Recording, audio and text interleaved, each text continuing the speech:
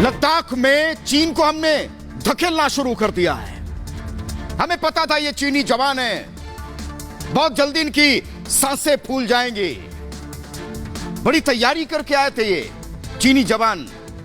इनके बौने सैनिकों ने सोचा था कि हमने 1 साल से तैयारी की है, बहुत सारे युद्ध अभ्यास किए हैं, पहाड़ पर टैंक दौड़ाए हैं, लद्दाख में जमीन तो हड़प ही लेंगे। लेकिन यहां आते आते उल्टा हो गया। चमगादड़ का सूप पीकर बहुत जोश में आए थे ये कि भारतीय जवानों से भिड़ना है इन्हें। सिक्किम के नाकुला और लद्दाख में भिड़े भी, लेकिन एक भारतीय जवान ने, सिर्फ एक जवान ने कई चीनी सैनिकों को वहीं कूट दिया। फिर दोबारा नहीं भिड़े ये।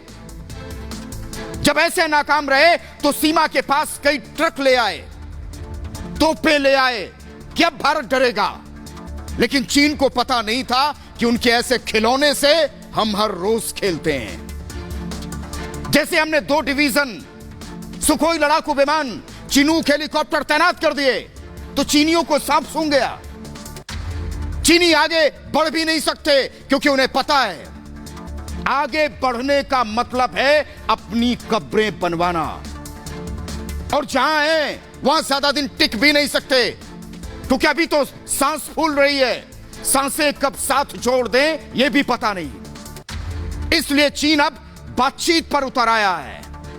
कल दोनों देशों के बीच कमांडर लेवल की बातचीत होनी है, लेकिन हम फिर कह रहे हैं चीन ने 1962 में ऐसा ही किया था। एक तरफ बात हो रही थी और दूसरी तरफ वो हमले की तैयारी कर रहा था।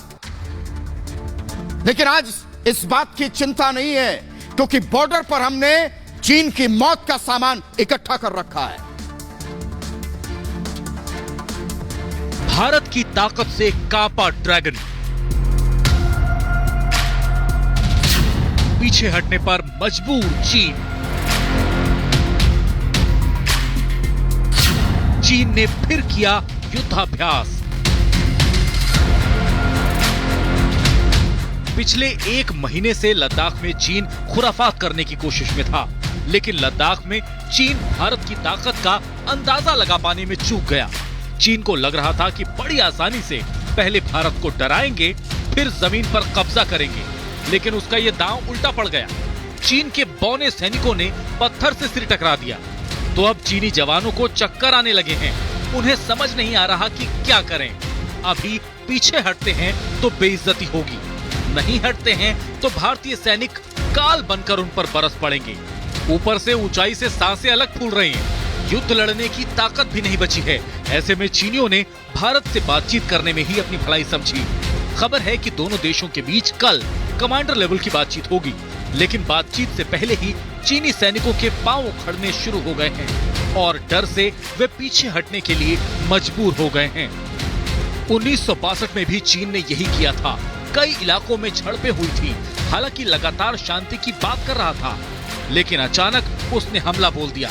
इस बार भी हालात कुछ वैसे ही लग रहे हैं। एक तरफ वो पीछे हट रहा है तो दूसरी ओर युद्ध अभ्यास के वीडियो हर रोज जारी कर रहा है और भारत को आंख दिखाने की कोशिश कर रहा है।